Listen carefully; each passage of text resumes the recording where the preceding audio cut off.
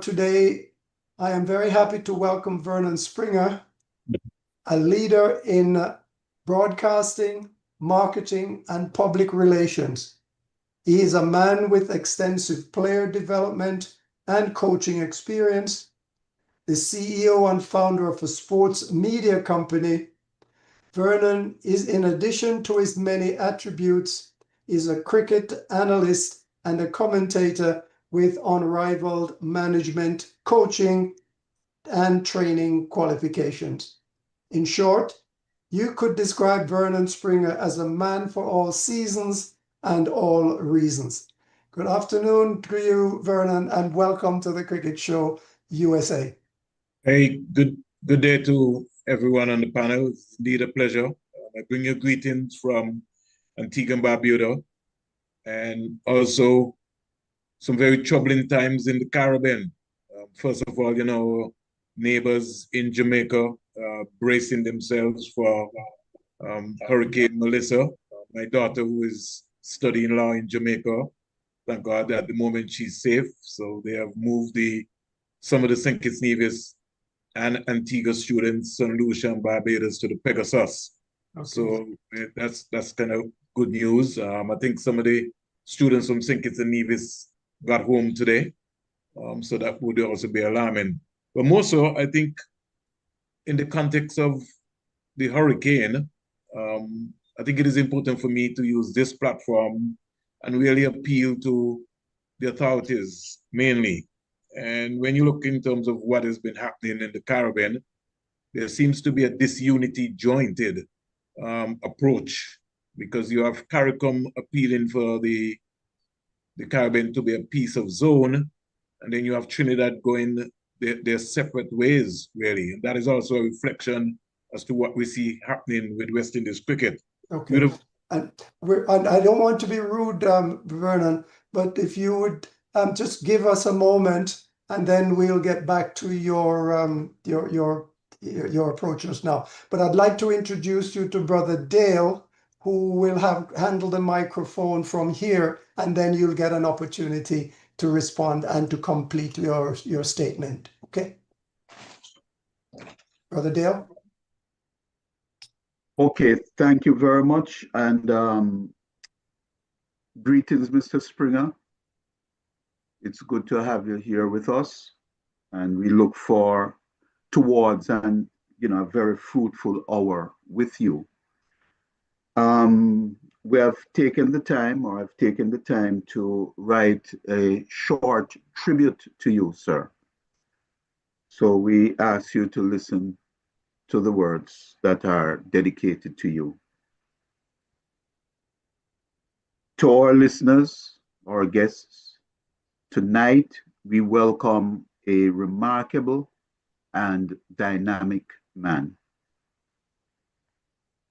A man of vision, passion, and deep purpose, devoted to advancing sports across the Caribbean, cricket in particular. Born in St. Kitts from the Twin Island nation of St. Kitts and Nevis, Vernon is a true son of the Caribbean. He is much more than an administrator, more than an analyst, commentator, strategist, coach, or trainer. His impact reaches far beyond the boardrooms and the cricket fields. In a world where many may be prompted to ask, by what authority do you speak? Vernon stands firm, fearless, and courageous, transcending any hint of limitations. Much like the great C.L.R. James, who spoke and wrote with conviction, Vernon doesn't wait for permission to speak truth. He speaks with passion and acts with courage, demanding unity, fairness, and progress for West Indies cricket, free from the prejudice and completely focused on the growth of the sport in the region. Vernon's voice carries weight, one that speaks to the spirit and strength of our people. Intelligent, brave, unafraid, and always reflecting the legacy of excellence shaped by the struggle for identity and self reliance and our oneness as a people. A truly multifaceted individual, Vernon influences stretches across every corner of the region. In every sense of the word, he is a genuine all rounder, skilled, versatile, and committed. His work and actions reflect the heart of the West Indies, determined to tell our own story, to speak from our own perspective, and to celebrate all the richness of our culture and heritage. That is Vernon. And he has been selflessly serving the region with passion, commitment, and dedication. He continues to represent the fans, the believers, the dreamers who long for the day when West Indies cricket will once again rise to the level of excellence, reflecting the spirit and the passion of our people. Vernon Springer's reputation is well earned, and it is a reflection of a life committed to the greater good, especially for cricket in the West Indies, a region he serves so well. And so I humbly welcome Mr. Vernon Springer, Cricket Hall of Famer, class of 2025. Welcome, sir.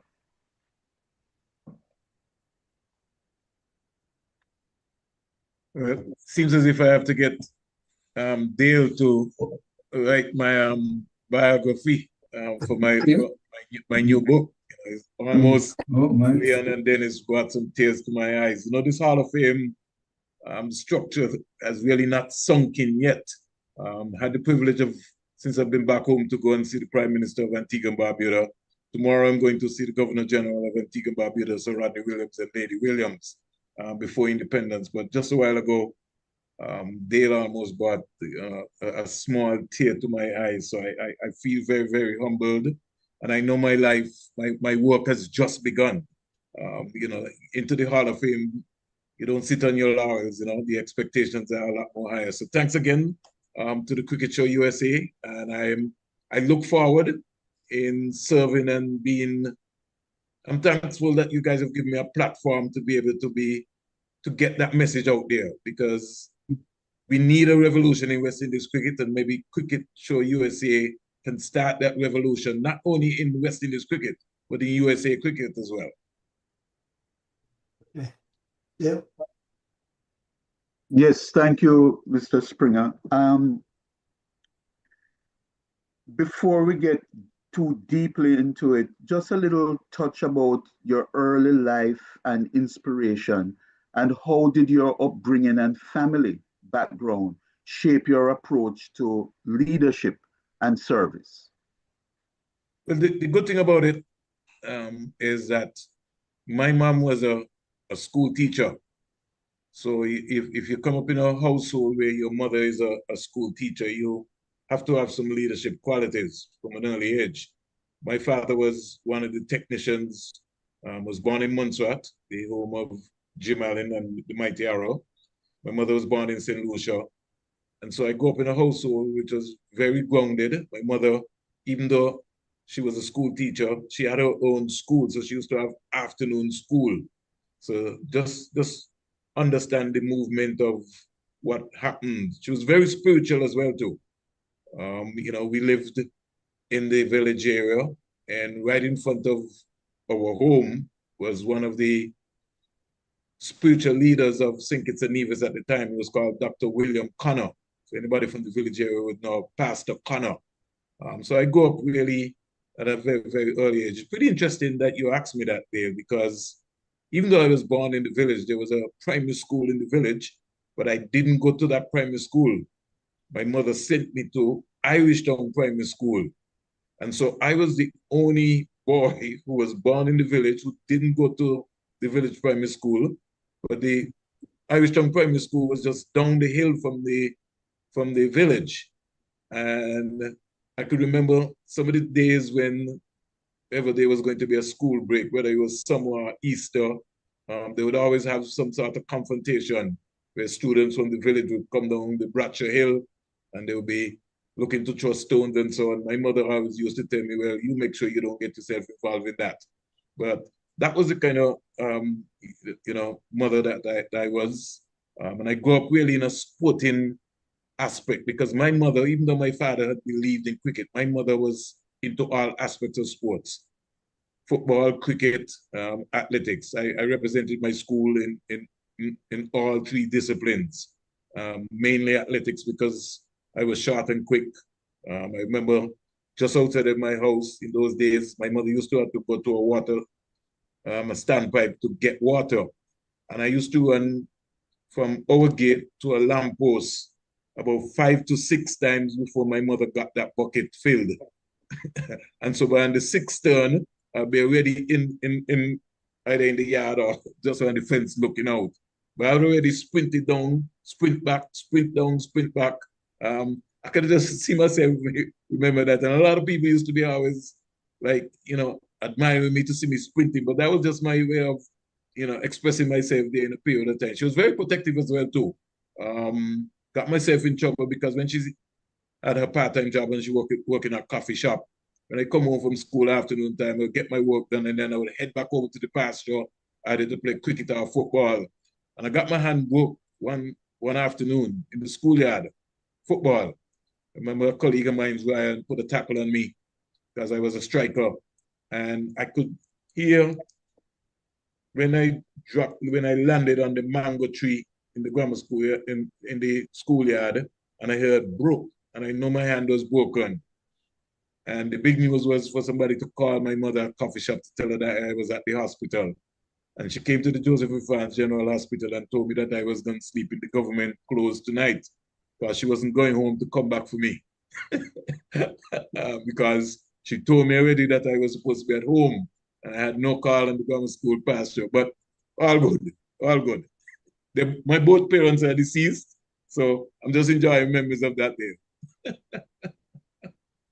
Yes, thank you very much. And speaking of school, we know that you played multiple sports, but in the 80s, middle to early 80s, you actually attended Yorkshire Cricket School in England. How did that come about? Well, coming up in cricket, all of us was playing cricket. Every single one of us was going to the park. Warner Park in St. Kitts was an institution. It was a university. But it was a different university to the point that, you had a lot of history in the park, but you really didn't have you had a lot of people you could look up to. But nobody really took the time out to be able to come and deal with the youngsters because in those days you had St. Christopher Club, Progressive Cricket Club, Renown Cricket Club, Police. You had so many clubs in the park right there. Everybody was almost like doing their own thing. In football, you had Chelsea, Santos. Chelsea used to practice over at the grammar school. Then you had Newtown. Then you had Santos. So up Benfica, you had all those different clubs. Everybody was doing their own thing. And I remember one time I think I said to the guys then, while I was playing, I think I can be the trainer. I can get everybody fit.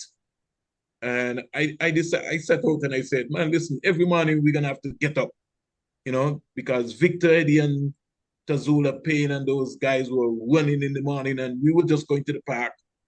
It was almost like no leadership. And so I got into the regiment of getting the guys organized in the cricket, Colin Cannoneers, the Sunhill Ballers, the Howard Williams, and so on. I decided to go around the morning time. I would get up like 4:30, Minister 5, and knock on those guys' door, and we would go to the park to do catching with our golf ball and run in and make sure we got back home in time to be able to get ourselves prepared to go to school. And that is one of the things that really ignited me because during that process time, I would have met when Hesketh Benjamin is somebody who really took me under his wings after he recognized what I was doing and started to give me some counseling and give me some advice in terms of the aspect of the cricket and so on. Going to the park and having to roll the pitch, because we used to go to the park and get a lot of history from Vincent Deming, who was always rolling the pitch, whether it was the center pitch or it was the renowned pitch or whatever, or you had the prisoners. And he used to put us to do that as exercises and tell us the importance of why we were rolling the pitch. And he used to be talking to the pitch, talking to the grass, and he would give us different stories. So I came up within all of that history there. But Hesketh Benjamin is who really took me and really molded me and forced me into becoming a leadership. He taught me the game. Austin Eddy was another gentleman, the late Austin Eddy. So when you have somebody like Austin Eddy and a Hesketh Benjamin, you had Larry John's father, but you had a lot of political situation in the park. But the two main persons I can tell you who really took me, Hesketh Benjamin, it was like, when you listen to Hesketh Benjamin, it was almost like an encyclopedia. This gentleman knew the game inside out. He was cool, calm, collective, and he kept it simple. Logic Williams, another gentleman, I remember when Logic used to play for St. Kitts. Logic was another person, left-handed batsman, strong balls, medium pace. Logic used to also take me. So I was groomed from a very, very early age. And then I ended up in a situation where I was considered a young hurricane. So you had a core group, Luther Kelly, Mem Keynes, Sinclair Brown, and Sherland Williams. And I was the young hurricane. So I was in that group and I learned everything. Table tennis, domino, because Luther Kelly was a police officer. So he used to take me from the park and take me down to the Bastille police station. And he told my mother, it doesn't matter, I'm going to bring him home. So my mother knew that once I went to the park, it didn't matter what time I was going to come home, Luther was going to bring me home. So I was grounded from an early age. In fact, I was called a park rat. Wow. So who was responsible for introducing you to this Yorkshire cricket school in England? While in St. Kitts, my first option really was when I got called up in 1982-83 to be the trainer of the Leeward Islands team. I think Richie Richardson made his debut that same year against Barbados at Warner Park. Ricky Skerritt was the secretary of the Leeward Islands Cricket Association. And I remember came down, Viv Richards was the captain, and I remember Viv and Ricky had a conversation, and I was introduced to the team, and I remember Viv, it was one of the shortest meetings I think I ever had. Viv Richards said, gentlemen, this young man is going to be with us for the next 5 days. He's going to be the guy who's going to be taking through our stretches, XYZ there. He's Vernon Springer, XYZ. And the meeting was finished. And then he just said, over to me. And took it from there. I could remember, I think on day 3, Viv had asked me if I ever thought about going to England on a coaching course. But in those days, you only knew that players were going to England to play. You never know that there was a coaching course almost like it available.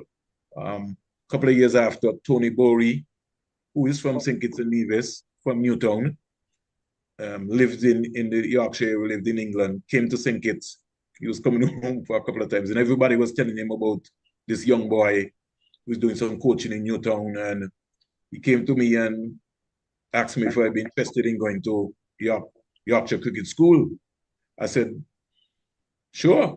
How much it would cost? And the Newtown Cricket Club at that time, he had a meeting with them. Elvis Newton, the late Elvis Newton, Clement Monarch O'Gara, Lord Cutt, Granville Jacobs, Anthony Rollins, and Ricky Skerritt himself. They all got together and they formed a committee, and they decided that they were going to raise the necessary funds for me. National Bank was very instrumental. They were one of my main sponsors because I was coaching the female team at the time. And so they garnered and used their resources and got me to England in the first place. And I never looked back. Okay, thank you. So when or at what point did you realize that cricket in the region, primarily the structure and infrastructure, needed to be strengthened and improved? Well, in England, you learn a lot about structural and development programs. So part of when you go to England, you just don't only learn about the aspects of cricket coaching, you also learn about the development. England also gave me an opportunity because I learned while in England, I became a netball coach. I went and did a netball coaching course while in England. It gave you some different options. I can remember I was in England is what I was introduced to computers because while going to Yorkshire Cricket School, they gave you different programs like you be able. You know, I live in the Leeds area, so it was almost like a black community, and it gave me an option to be able to do a number of things. So while there, I was being introduced into also broadcasting. I think I went on a cricket show one of the times and somebody says, man, I think you should take up commentary, where you had different options. And every time I went to England, I was introduced to something new. So when I came back to St. Kitts and Nevis, it took me almost like 3.5 years to get a job with the government. Because when I came back as a professional cricket coach. I was one of the top cricket coaches in the Caribbean. I remember Ingle Libert was inducted into the Hall of Fame, and myself, we were professional cricket coaches already, even when I got my level 3. In those days, you had Red Scarlett, who was director of coaching. You had a couple of cricket, West Indies had a kind of different setups around. But what I learned in England was about development from an early age, from the primary school level. So I tried to institute that when I eventually joined the sports department as a cricket coach. And one of the things that I picked up, earlier o'clock there is that everybody was just going and just coaching. And the only person who bought into my vision, and is my colleague up until today, was Noel Gishard, who was a former player. He's one of the players who did the double, had 1,000 runs and 100 wickets and never got an opportunity to play for the West Indies. He was an off spinner. So Gishard, who was a coach, when I joined there, you had the likes of Edgar Gilbert, Clem Hicks, the late Elvis Starr Brown. Those are the people when I joined the sports department. Lloyd Lazar was my boss. And Gishard bought into the concept of what I was thinking about. I remember saying to Mr. Lazar and Mr. Green at the time that, we need to have some structure. And I never took no for an answer. I always went ahead and just did things my own way because you had some pushback. And I am somebody who think outside of the box. I ran into some brick walls sometimes, but that didn't stop me. I formed my own academy to prove to them that this is what was needed. So I had my cricket academy in St. Kitts and Nevis. Hayden Walsh Sr., who's passed away, he had his technical cricket academy in Antigua. And so we used to intertwine. I used to go to Antigua and Hayden used to come to St. Kitts. And that's how we used to rivalry to be able to get myself organized in terms of organizing development at an early age. It's out of that program that that the Ministry of Sports in St. Kitts and Nevis and the government of St. Kitts and Nevis launched the St. Kitts and Nevis 13 under cricket tournament. I basically spearheaded that along with my colleague Noel Gishard. I engineered that. We were coaching the team, we were running the tournament, we were doing everything because some of the other folks didn't really understand what we were talking about. And then we started slowly. I remember reached out to Cardigan Connor from Anguilla, reached out to Trevor Shillingford from Dominica, reached out to, well, Nevis was always on board. You had Frankie Claxton and those guys was always on board. And then after the first 2 years, I got a call from Adrian Donovan in Barbados from the National Sports Council. Called me and told me that the Barbados is interested in coming to the tournament. And they came for 13 years in a row, stayed at the Newtown Sporting Complex. The likes of Kemar Roach, Jason Holder, Carlos Brathwaite, Craig Brathwaite, Kyle Mayers, all those guys came to that program, the St. Kitts Nevis 13 and under tournament. And then we had Bermuda, then we had Trinidad and Tobago, we had Montserrat, You had all those countries coming to St. Kitts and Nevis. And the high point for me during that period of time was I always look forward for the closing ceremony, because I used to journey around to all the different businesses, whether it was Rams, you name it, to try to be able to get cricket bats for folks who score 100. I'll tell you something, Leon, and you're gonna laugh. You're gonna smile, Leon. There was a particular year when Kyron Powell at 9 years old scored 100. Kyron Powell at 9 years old scored 100 at the 13 and under level. The next day, Devon Thomas from Antigua scored 100. The next day, a guy from Anguilla called Woodall Proctor scored 100. The next day, Craig Brathwaite came and scored 100.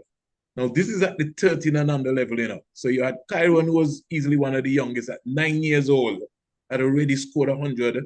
In those days, we used to play 25 overs. So just imagine somebody at 9 years old scoring 100. So you had Devon, Kyron, Craig Brathwaite. That was the kind of nucleus there. But to tell the truth, right, Leon, and the panel, right, all I knew that we just needed to have something at the primary school level. I didn't know where it was going to go. I just know that we had under 17 cricket, or you had under 19 cricket, but you didn't have anything.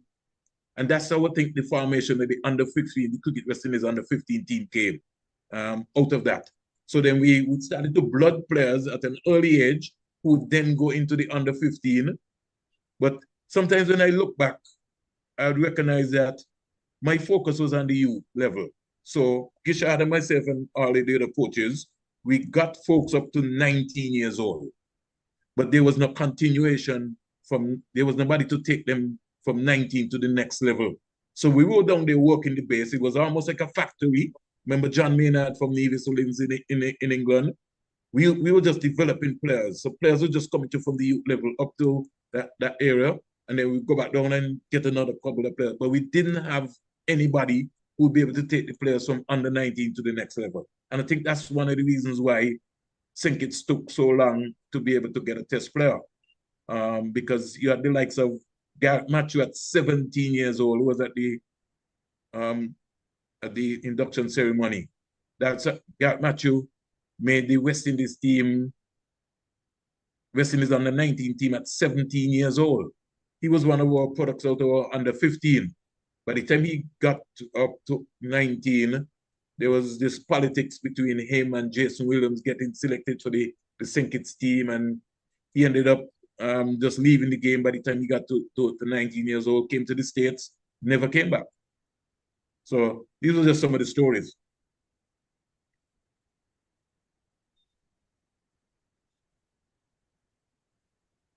I think you have to unmute yourself, Dale. Yeah. Yes, thank you.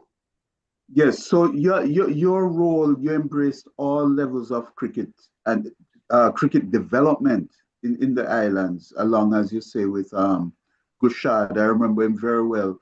Good, solid, very good cricketer.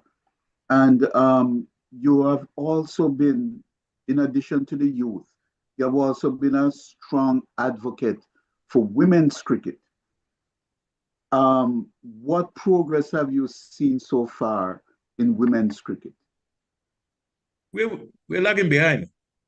We're seriously lagging behind. I don't think we have taken women's cricket serious in the Caribbean. It's almost like a talk shop. I listened to the head coach the other day. They got 20 girls training. You need more than 20 girls. I mean, we need an entire program. We need a movement. We're paying lip service. All we're thinking about is trying to see if we can win a World Cup. So you got the skipper, who is easily one of the best players in the world. You got Stephanie Taylor, and but Stephanie Taylor for the last 3 years has really not produced anything for the West Indies. Deandra Dottin, through injury, has really not produced anything for the West Indies. So today or tomorrow, those two players decide that they're going to retire. I know he said that, well, that's the core of the team. And if, they want to change the system to be able to get that. But we are just, and let me make the point, because I keep saying it all the time. Cricket West Indies is the only cricketing nation that continues to build from the top down. You have to build from the base up. Yes, we can go there in the next World Cup in 2026, and we might get to the final, or we might win the World Cup. But that still diffuses what is happening home in the Caribbean, because how many more cricket is the quality of the cricket that we have? We're paying lip service to women's cricket. We're only getting the girls organized when Cricket West Indies organize a tournament. So we call Leon today, we tell Leon, well, we got a tournament in 2 weeks' time, get the girls together. We need a structure. We need something more than that. I don't believe, panel, that we need to have territories playing against each other in the West Indies. What we need to do is to come up with a pilot program and look for the best 80 girls between the ages of 15 to 35, mainly young girls, mixed with some experience, and put them in an organized system where you teach them the game at an early age, at all levels: fielding, batting, bowling, mind power, working on their mental attitude, everything. You put them in a system and invest in that for the next 2-3 years. And out of that, you can get your cadre in terms of what you're looking for, whether you're under 19 team, whether you're A team, or whether you're senior team. But there will be an organized structure with the best teachers, not coaches. Notice what I said, with the best teachers. Because when you look at the regional tournament, you see a lot of the young ladies are still afraid of the ball. We have people playing for the West Indies team, and they can't run. They can't show. But they're playing for the West Indies team on the world stage. So I'm saying, put them in a system, in an organized system. Feel that is one of the ways we have to do. I mentioned it a couple of years to my president, Dr. Shallow, and he said to me, well, Mr. Springer, you know what it's like to represent your territory? What I'm saying to him is that I don't think that we have the quality. So it's all well to say Lee was playing against Windwards and Barbados playing against Jamaica, but we really don't have the quality. It's the same thing with the youth tournament, the under-19 tournament that we had the other day. The USA just outclassed us because they're in an organized structure. Our girls, it's just a couple of girls that just look good. So when you look at the quality of the under-19 tournament, it's like way below par. The scores that are coming out who is going to sponsor that? So to me, it's better if you have the best of the girls from around the Caribbean in a pilot program, and then you push out. Mr. Springer, thank you. Last question for me before I'm going to turn you over to the other panelists. What does it mean to you to be inducted into the world's first Cricket Hall of Fame? 40 years ago, if somebody told me that I would be inducted into the Cricket Hall of Fame, that would be like a dream. I would be like, no, never thought that. Never in my wildest dream even thought that I would even get an accolade to easily one of the highest bodies. But I give God thanks, and I take some time out, because when I look back at my career and I look back at my life, I've really made some huge sacrifices. I've maybe left my family undone, my children, and concentrated on, I serve people. My mission was to help people. If you come to Antigua and Barbuda, anybody will tell you, you look into my car, I have cricket boots, football boots, bat, you name it. Any aspect of the sport, I'm always looking to try to see if I can be able to help young people. A lot of people have really helped me. My spiritual leader, Dr. Apostle Steve Nanjo, in Antigua and Barbuda, has walked with me through this journey, because he understood and he knows what my mission has been. And when like I said to you guys, it really has not sunk in yet. Normally sometimes when you go someplace, people are still saying congratulations. Everybody, now and again tonight, somebody remind you that, you're a Hall of Famer. And I know that the work has just begun. I will continue to be a servant as long as God give me strength and energy. But I now want to be able to make a bigger impression with my platform to be able to change some things, not only in the Caribbean, but in USA cricket as well. You know, we got to be able to start to call out people. There was I think impact summit somewhere in couple of about a week ago. Yesterday. Yeah. And I was waiting to hear what are the development plans for young boys and girls in the United States of America. I haven't heard that. I've heard the business component of that. And that to me is really kind of sad. You know, I sure Leon and Dennis and Dale would love to be able to have some camp in Connecticut, a cricket camp or something. If you have all this money and we're really not trying to be able to invest in the development of the game, as much as you could say, right, you drive around the United States of America and you see a lot of soccer academies around the United States. Now, a lot of people maybe can't afford some of their soccer academies, but I'm saying with all of the money that is involved in USA cricket, some of the money could be filtered around by having specialized camps in the United States of America where you could have young boys and girls getting an opportunity and dreaming of playing cricket. Outside of that, I think what we're going to find is that you're going to see USA cricket just become a form of another BCCI rather than cricket for people in America. And that to me is the major concern for me in terms of how the sport is being run. Even the collaboration with West Indies. Now, originally, the original format is that Cricket West Indies was supposed to be the big brother, almost like the father for USA cricket and Canada cricket. If we look around historically, has that worked? It really has not worked. If you look what happened, Cricket West Indies and USA Cricket hosted the last World Cup. Cricket West Indies can tell you how much money they made from the World Cup. To date, nobody can tell you how much money USA Cricket made from the World Cup. But both countries co-hosted. In fact, there was a special committee set up in the United States of America to host those matches.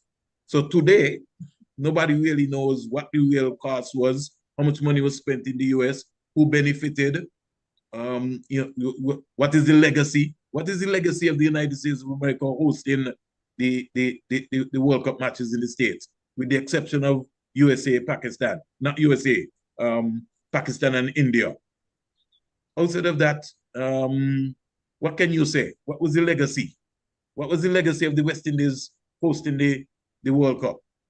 I mean, these are serious questions that we're asking about. So it shows you that unlike when we were the West Indies Cricket Board of Control, our administrators are still failing us in the boardroom.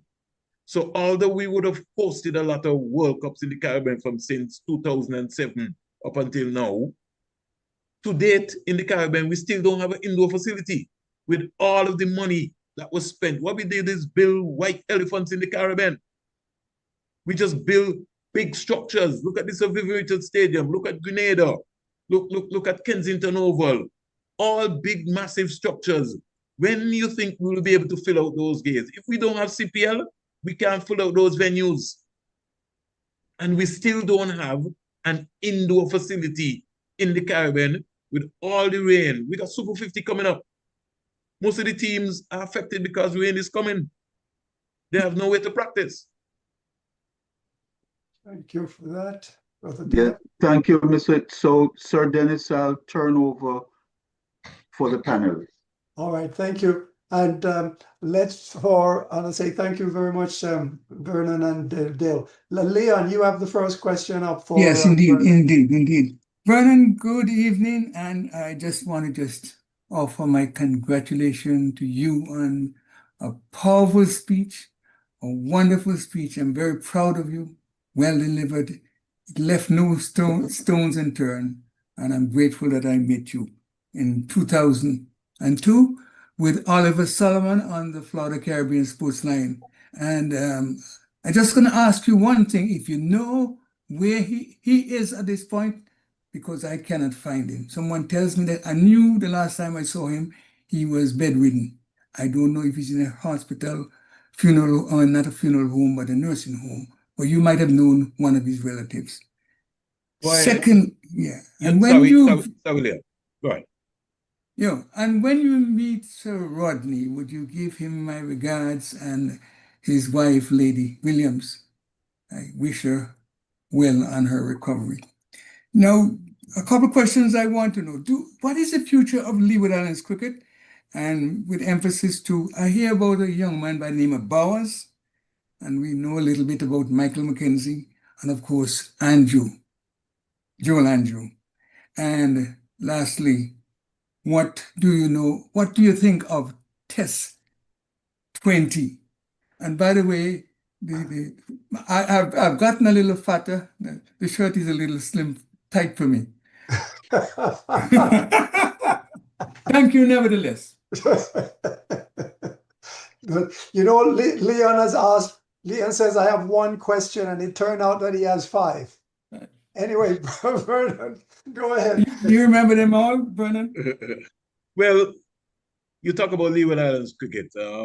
There's a tournament taking place right now, Leon. Anguilla won. No, there's a tournament taking place right now. There's a 50 over. That's the one I'm talking about. Anguilla beat Antigua. No, there's a 50 over tournament taking place right now. Okay. The tournament that Anguilla won was a T20 tournament. Okay, so there's a 50 over tournament taking place in St. Kitts as we speak right now. They're only having 3 rounds of 50 over, and then they're going to have 2 rounds of 2-day matches. Now, hear me out very quietly, Leon, because words have power. Mm-hmm. The Leeward Islands Hurricanes has picked their professional squad for the next cycle. They have 15 contracted players. Justin Graves is got a contract in Cricket West Indies, but they got the Raheem Cornwall, McKenzie. They have their squad already. They have a tournament.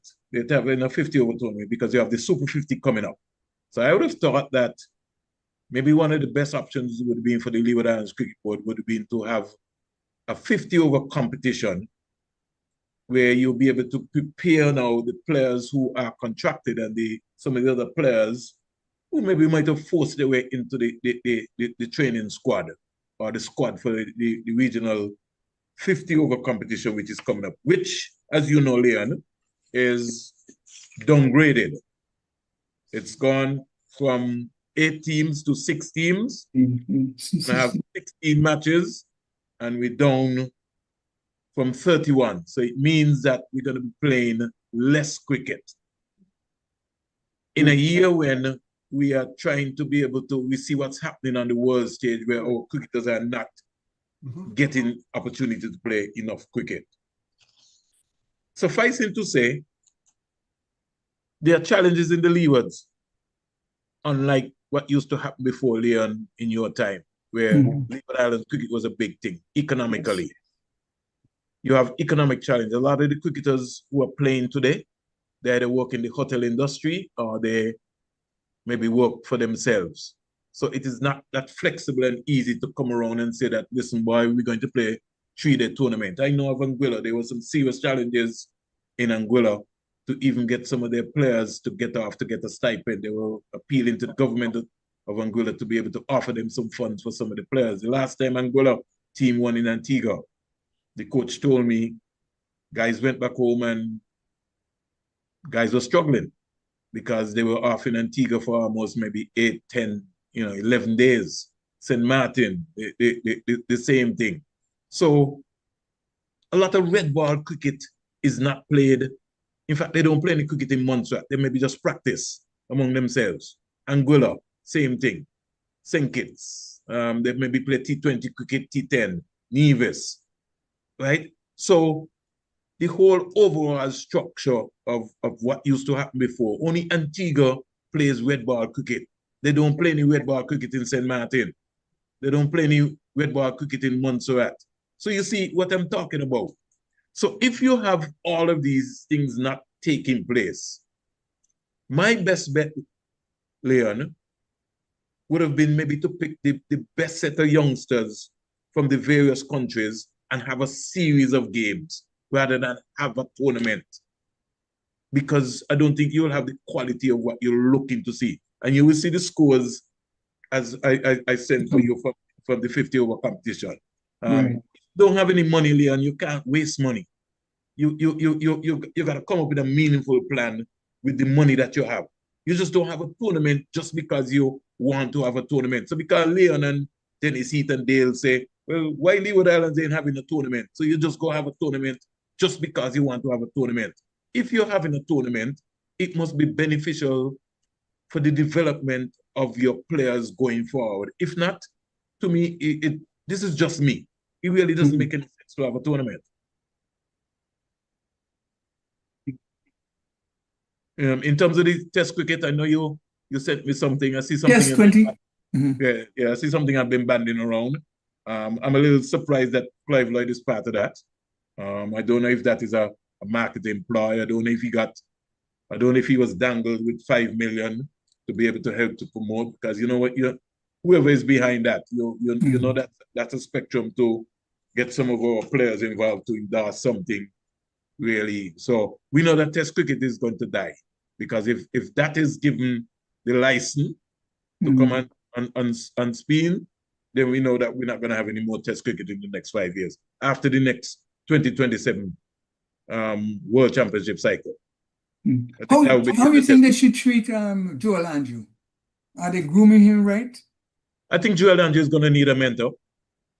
For a young man to carry the weight of the nation of Antigua and Barbuda on your shoulders at 18 years old in modern times is not easy.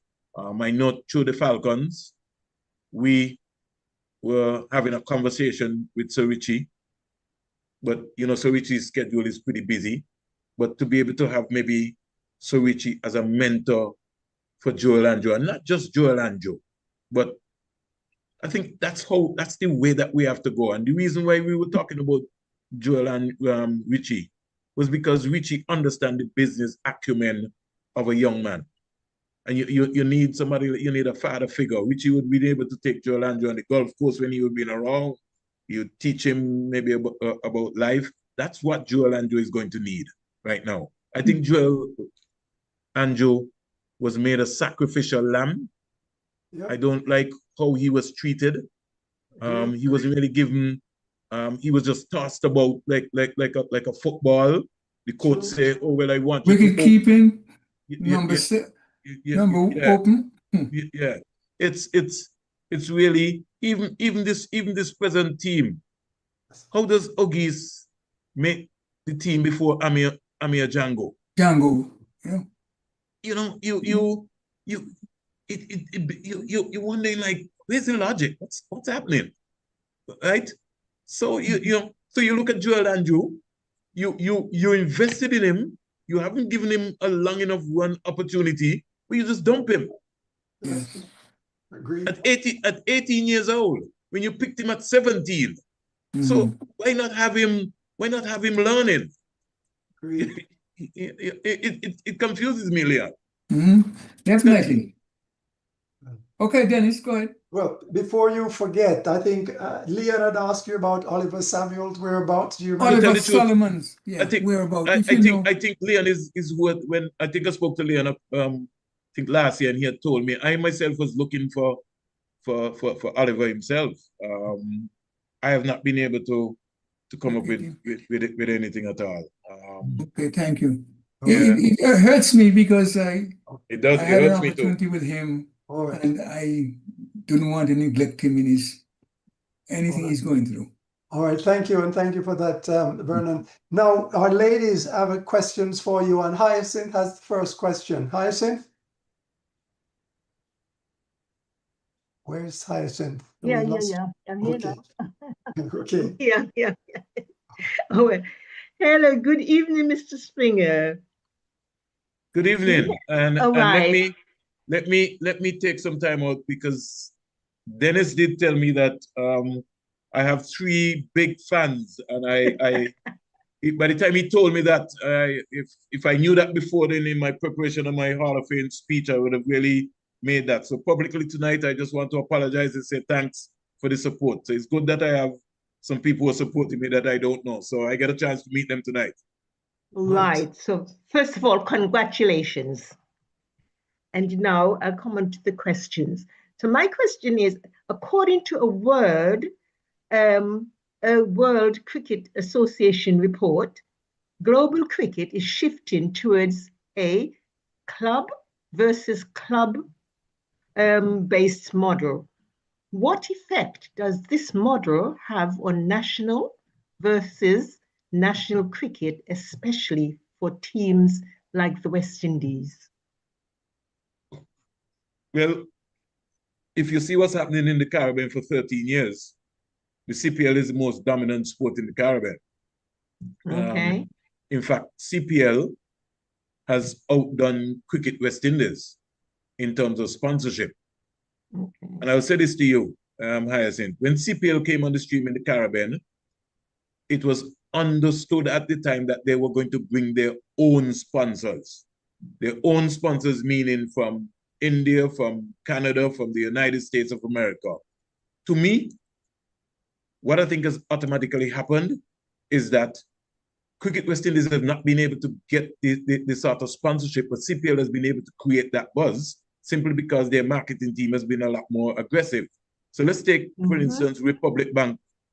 Republic Bank really should be sponsoring West Indies cricket, but it is sponsoring CPL for the next 3 years, while West Indies cricket, who are producing the cricketers, don't have a sponsor. So what you're talking about there, you see what is going to be happening. You have a new franchise is coming to Jamaica. It's going to be controlled by the Indians. The Indians are making a move. The Indians want to use the CPL as their next outlet of the IPL. So it's the same thing that is going to happen in the United States of America. That's why nobody's talking about development of the game. Everybody's just making sure, just like what you just said, where we're going to have club league moving around the world, from South Africa to the USA, to the Caribbean, to New Zealand. That's what it's going to be. It's going to be about me and you paying to see the cricket.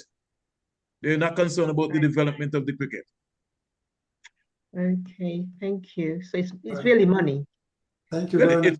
it is money. Right. Money, right. Thank you. Our panelists are busy, so we have another question from Donna. Yes, good evening, Mr. Springer. Good evening. My fellow Kitty Division. I'm originally from Nevis, hailing you out of New York. Congratulations on your Hall of Famer. Thank you. I listened the program and I felt very happy that you were included in the Hall of Fame. And thanks for my t-shirt. You're welcome. I received it. Thank you. My question is, how your t-shirt fit you and Leon's own can't fit him? Well, mine, I didn't try it yet, but I watch it, I know it can fit. Okay, so the economic model for cricket, according to the World Cricket Association, shows that 83% of the global cricket revenue is shared between 3 countries. Is this distribution fair and equitable in your opinion? No, it's not. And it is something that former cricket president Dave Cameron was fighting for. The ICC model, in terms of which has been distributed out, which I think is going to go up to about maybe 2027. There's $600 million that is supposed to be shared among the 12 countries. India gets 34% of that. Let me repeat. India gets 34% of that 600 million. The rest of the countries around the world are scratching. So you have England, Australia, West Indies just get pittance. But you know what is sad? Is that unlike football, where if there are 200 214 countries that form part of FIFA. If FIFA is giving 15 million, they give 15 million to 212 countries. It doesn't matter whether it is Anguilla, Montserrat, Redondo, whoever. But in the ICC model, only some of the countries share that. So the associate countries like the USA and some of those other countries, Nepal and Ireland and all, that's why Afghanistan and those guys, they can't be able to have a test match or a test series because ICC is not concentrating on trying to develop. Plus, we've given power to the Indians who are going to make everybody grovel. And that's what they're doing right now. If you check what happened, they just had a Asia Cup championship. And you're telling me that sport is a unifying force and a coach tells the team, don't go and shake those people's hand. And we are all blood brothers. Yes, sir. People together. It's not a war, it's not a division. You know, you look forward to be able to shake people's hand. But it's India. And nobody says anything. If the West Indies did that, or another country did that, you would hear the outcry.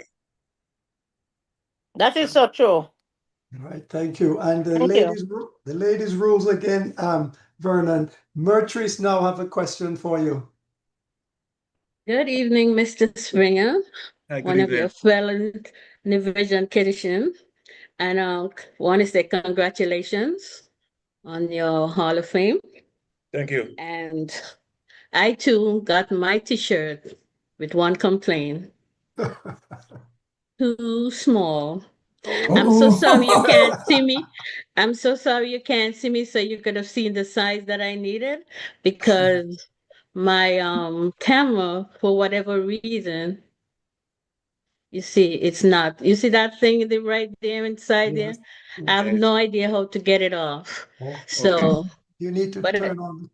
unfortunately, that's what it is. But t-shirt, it cannot fit right now. So, but I will treasure it until the day I die.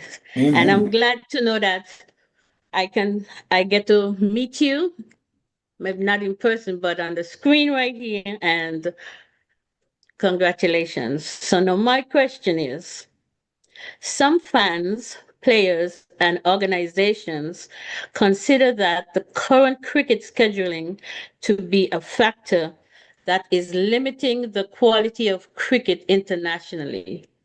What is your view on cricket, the current cricket scheduling? What do you think? Well, that comes from, there's no control from the International Cricket Council.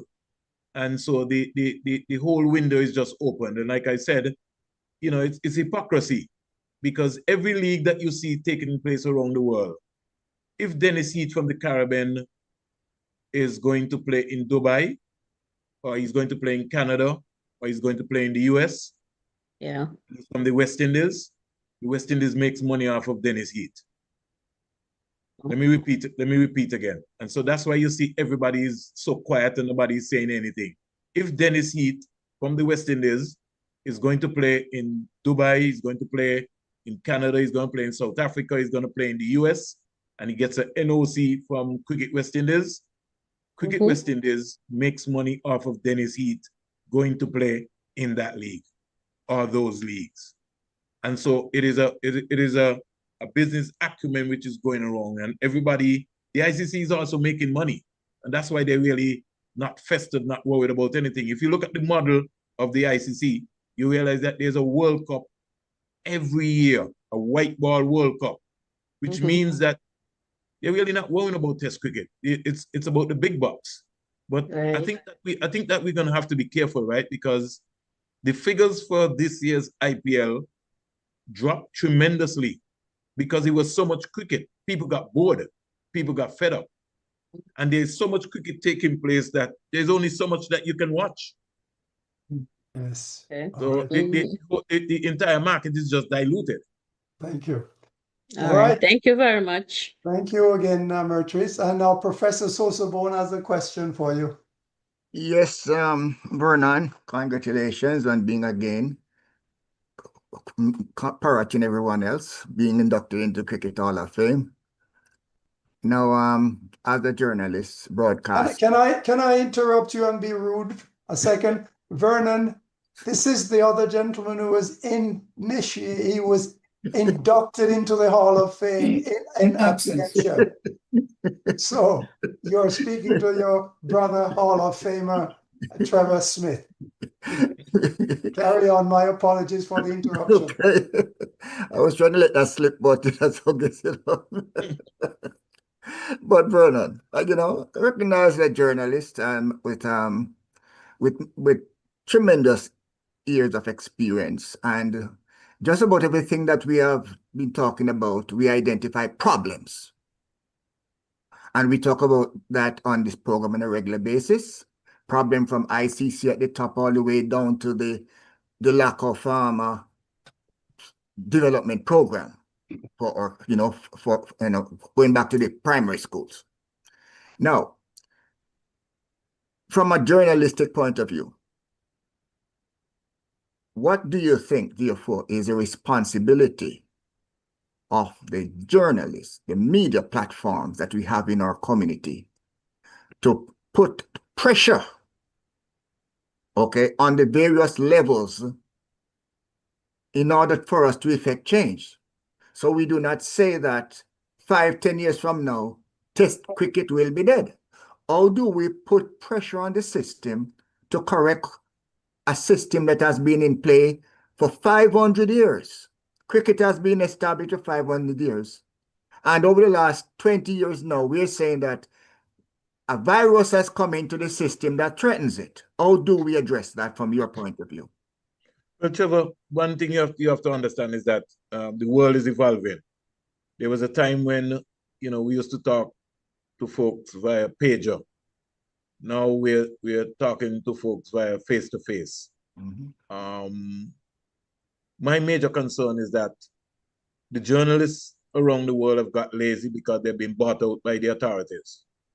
And so everybody keeps quiet. Nobody says anything. I mean, you look at that incident the other day there, and only, I think, Wasim Akram, I think a couple of guys, maybe from India, kind of say something. It was just like swept under the carpet. In the Caribbean, we don't have any more Tony Beckers. We don't have any Tony Coziers. We don't have anybody who's writing about West Indies cricket, nobody writing about our story. But I just want to say to you, Trevor, and to the panel here, is that Cricket West Indies needs a revolution. And USA cricket is also going to need a revolution. And the revolution has to start from the Cricket Hall of Fame. When we get inducted into the Hall of Fame, we don't get inducted into the Hall of Fame just because we get a jacket. That's right. When we get inducted into the Hall of Fame, we have a voice and we have a platform, and we need to empower ourselves to be able to make sure that we can make effective change. And I really want to salute you guys with the Cricket Show USA, because this is maybe the only platform that maybe folks get an opportunity to maybe hear and express and understand what's happening. You know that Sports Knox is no longer in the Caribbean. Right. All what used to happen in the Caribbean, there's no outlet in the Caribbean now where anybody can go and talk about cricket, with the exception of Andrew Mason's program. And Andrew Mason is not talking about cricket. Andrew Mason is sensational. Yes. And so he wants a buzz about everything. I'm concerned about how do I develop the game that has made me where I am today, that has brought me to this level, that I could be inducted into the Hall of Fame.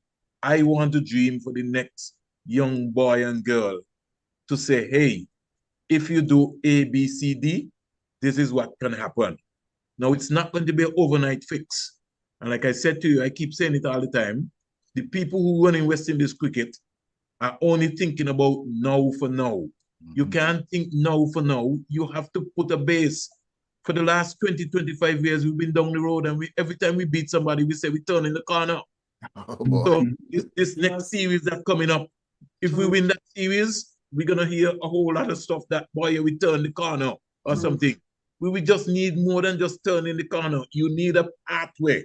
And that's what I'm saying. We're going to need a revolution. Let me deal with the Caribbean quickly. In order to solve most of the problems that we have in, we listen and we hear that there's going to be a shortened Super 50 tournament. There's not going to be an under 17 tournament next year. There's going to be, if I'm not mistaken, a one round of a 4-day competition, which is going to be played maybe in two countries, right? Which means that we're going to be playing less cricket. Yes. But to date, I haven't heard that we are going to cut the pay of some of the directors. All right. I haven't heard that we're going to cut back on the backroom staff that we have traveling around with all these teams. We have sometimes like 13 and 14 people who form part of the back staff, be it the T20 squad, the 50-over squad, you name it. But one single person which is not in the backroom staff. Psychologist. We don't have a psychologist. Yes. We got everything else except that. And when I heard the other day, based on the findings, that they're going to be seeking to get a sports psychologist. So I said, so what happened to Mike Chambers with his mind power model? Why don't we get Mike Chambers and his team to go in and talk about mind power in the cricketer's head? Not these present set, to start at the under 15 level, because the senior guy is gone. So we don't need to try to waste our energies on that. Sorry, I need to be fair and straight up and tell you. Cut the fat, man. Cut the fat and get down to the bone. Yeah, we need to find, we need to go at the base level. Michael Chambers need to get a team, train some people, and move around the Caribbean and get ourselves organized so that we could get into the minds of the cricketers, and not only the cricketers, but sportsmen and women in the Caribbean on a whole. How are we preparing our young people that if you make, in 2 years' time, Dennis Heath can walk up to you and said, come and play for me for 10 days in the US, and I'm going to pay you $5 million US. What is a young Joel Andrew in 2 years' time going to do with $5 million US? How is he going to handle that? How will we be paying him mentally to deal with that? Why you think Shimon Hetmeyer is not bothered about West Indies cricket? Because he makes money from the IPL. He's a millionaire in Guyana. He doesn't need West Indies cricket. He's going to come to play a test match where he's going to get 6,000 US when he can go to the IPL and he can make money. This is what is going to happen over the next couple of years. Players are going to get 10 million. You're just going to have some ridiculous money being washed all over. And that's what's going to be happening. It's just a fact of life. And there's no control when it comes to it. Right. Thank you there. Let me invite Mr. Chambers to come forward if he has a question. Mike, question? All right. No response from Mike. Any other panelists? Let's have somebody who hasn't had a question yet come forward. Petal, a question? No? Did he answer the question about the test? Okay. All right. Let me put this question to him, Leon, and that is your question. It's so, Vernon, recently there was this proposal for a new cricket format called the Test 20. Well, I did answer that, Dennis. Yeah, wait a second. I'm sure you're I said I was surprised that Clive Lloyd. Oh, Clive Lloyd, yes, he did say so. Right. Yes. But that's that part of it. The question is, what do you see this format as do you see this format as being a successful innovation to the game, much the way the T20 revolutionized cricket around the world? I think it's going to be the final coffin for Test cricket. Okay. All right. And that's I think it's you got to understand the movement of the players who are behind the whole stuff, and if they get legends like Sir Clive and Sunil Gavaskar, and you already hear the Australians, you really hear some of the folks talking about a 2-test tier system. They maybe just want to just have cricket between India, Australia, and India. I mean, the rest of the countries go and play T20 cricket because that's what it's going to be. So this new, in fact, who is behind this new model? That's something that we have to ask ourselves. Where is this new model? Who are the players behind this? I think we have to wait to see where this is going to unfold from. I see a pushback, and I don't know if you guys have been paying attention to it.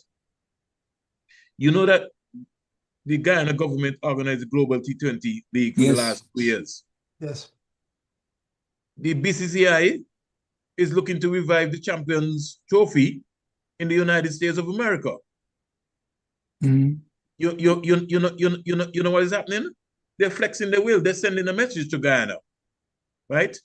And so you realize that Ifran Ali came out the other day and he was on his back foot and he's saying, well, what is happening to the Indian board? Where's the Indian board going there? But they're going after Guyana because so what they're going to do, what he was doing, because that was his intention really was to be able to try to come up with a sub-form of a Champions Trophy. ICC is now going to say, listen, we're going into the US market.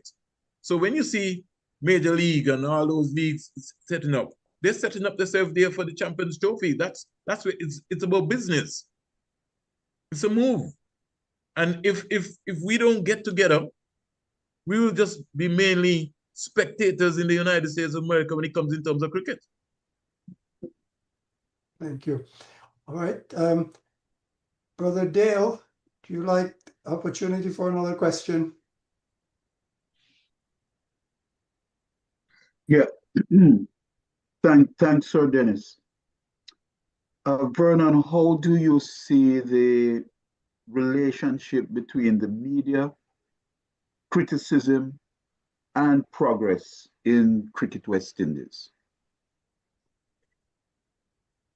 Well, first of all, the head coach responds to everything. It's almost like a soap opera.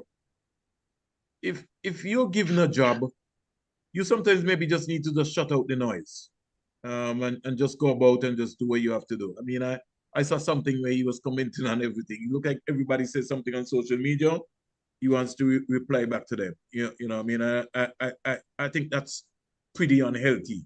The other thing is, the people who are running the game seem to feel that nobody can criticize them.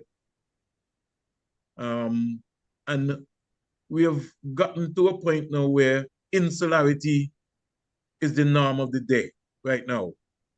If Guyana starts shouting tomorrow, we're running West Indies cricket like a political campaign. If Guyana starts shouting tomorrow, then we try to find out what Guyana problem is and we keep them quiet.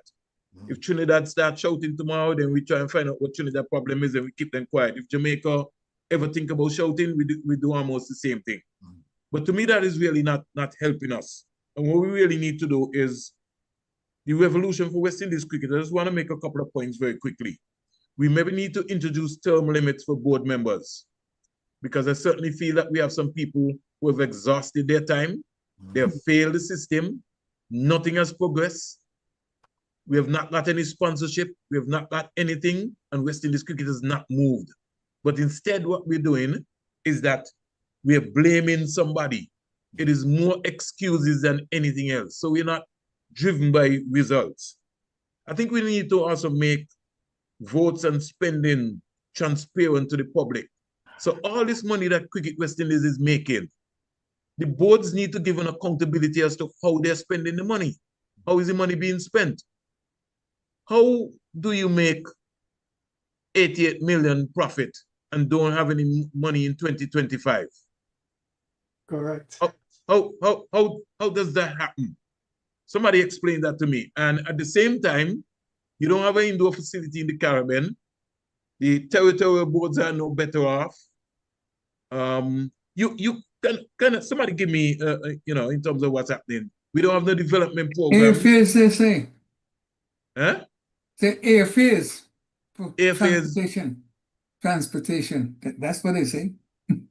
Okay. So which means that the people in the commercial department should be fired. They still have a job, Leon. Yes, exactly. You can't rack up that. I listened to Chris Darin saying that they've spent over 15 million with Caribbean Airways and they can't get a sponsor. Everybody in Cricket West Indies should be fired if that is a problem. How you can't get a sponsor out of Caribbean Airlines? So if Caribbean Airlines don't come on board, you don't have anybody else you can go and talk to? Exactly. No, I don't take that. So coming back to what I was talking about, let's look at, there's a plan to have a high performance center in Antigua and Barbuda. But why are we throwing all of our eggs in one basket in Antigua? Why don't we have a launch of a Caribbean Cricket Academy in Jamaica, in Barbados, in Guyana, in Trinidad, in the Windwards, and then we have small satellite academies like in St. Martin, in Montserrat, as feeder systems. Now, hear me out, guys. When you set up those academies, what you're automatically doing is that you can go to the governments. You go to the governments, let's say in Jamaica, and you ask the government of Jamaica to give you $1 million capital startup. It might maybe cost more than that, 1 million. And then you go and you sit down with Sandals and you ask Sandals to be a partner with you. The government, at the end of the startup for the academy in Jamaica, or the capital project, puts in 1.5 million US to build the building and the infrastructure. You ask Sandals to give you 750,000 or give you $1 million every year, which would be able to help to pay the coaches. The government of Jamaica maybe puts in 500,000 a year towards the program. What that does is that you will be producing cricketers, boys and girls at the under 15 level. So if you did that, so in Jamaica, you would have 30 under 15 cricketers, 30 under 19 cricketers, so that's 60. 30 women cricketers, because we mix in boys and girls, right? And then you have another 30 men cricketers. So quietly in Jamaica, you would maybe have 120 cricketers going to the academy on a rotation business. If you have 120 cricketers in Guyana, in Trinidad, in Barbados, in the Leewards, in the Windwards, rather than just having 20 cricketers in Antigua, you have a bigger pool to choose from than just a small selected pool in Antigua. Because what you're trying to do, you're trying to build the base of cricket. You've already been complaining, a lot of the countries don't play primary school cricket. A lot of the countries don't play school cricket. So you now need to institute and you now need to be able to come up with a plan that can support the Sir Garfield Sobers schools competition in Barbados. You have schools that come from South Africa, from Australia, from New Zealand to Barbados. So maybe somebody in Guyana can organize a CARICOM schools competition. Maybe somebody in Antigua can organize a CARICOM. There could be another leg of a schools competition taking place, or maybe in Jamaica or in the United States of America. I'm just saying that you got options of how you can be able to get the development of young players to be able to come to the school system, because you have the University of the West Indies, Five Island campus in Antigua and Barbuda. You have UWI, which is, you realize now, the Caribbean combined campuses and colleges, they don't have an avenue to be able to promote their players. We need to be able to find an avenue and a window to be able to help to promote those players. So I just give you, in a nutshell, a summary as to how we could be able to help to improve the game. If you check domestic cricket, it is not competitive. It's uncompetitive. Your regional tournaments, and it is poorly marketed. Why nobody going to look at our regional cricket but going to look at the CPL games? Have we asked ourselves that question? There has to be something. We have CPL in the Caribbean for 13 years. Why are we not sitting down and having a new conversation with CPL, right? In terms of the partnership to ensure that we get more revenue returns that can be able to benefit the local boards, and require from each franchise to develop programs in the respective places, be it St. Lucia, Antigua, St. Kitts, Barbados, you name it. Why are we not going down that road? Why are we not having that conversation?